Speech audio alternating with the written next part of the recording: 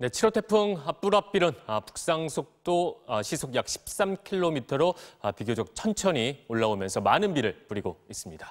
올해 태풍, 이번 태풍만으로 끝나지 않을 거란 분석도 나왔는데 올해 찾아올 태풍들 속도는 더 느려지고요. 그만큼 많은 비를 뿌릴 예정이라고 합니다. 왜 태풍의 위력이 더 강력해지고 있는 건지 먼저 관련 보도로 확인해 보겠습니다. 1904년 이래 우리나라에 영향을 준 태풍의 96%는 6월부터 9월 사이 여름이나 초가을에 한반도를 찾아왔습니다. 그런데 10년에 한 번꼴로 왔던 10월 태풍이 최근 4년 새 무려 3번이나 발생했습니다.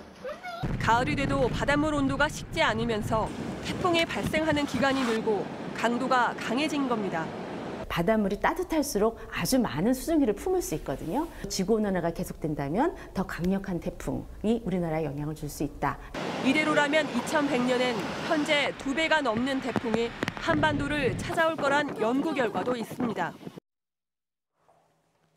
올여름 전 세계에서 발생하는 태풍이 9개에서 12개 정도라고 하는데 우리나라로 접근할 태풍 2개로 예측이 되고 있습니다. 그런데 최근 과학 전문지 네이처에 이런 내용이 실렸습니다. 태풍이 더 많은 비로 몸집을 불려서 한 곳에 더 오래 머물게 되고 그러면서 피해를 더욱 키운다는 거죠. 네이처에 따르면 지난 68년간 전 세계에서 발생한 태풍을 분석을 해봤더니 움직이는 속도가 10% 넘게 느려졌다고 합니다.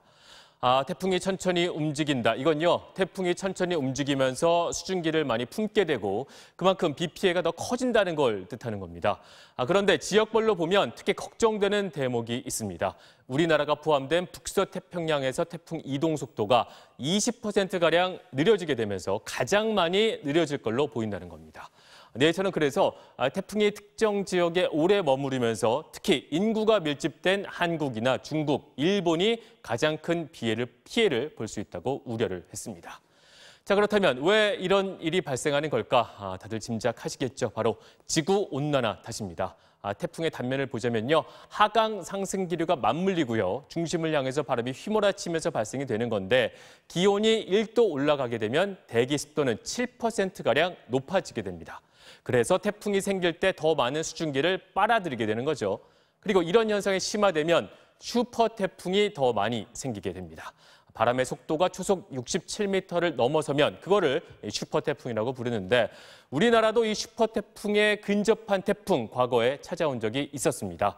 2002년도였죠. 루사, 강릉에만 비 870mm 쏟아부었고요. 2003년 때 매미 기억하실 겁니다.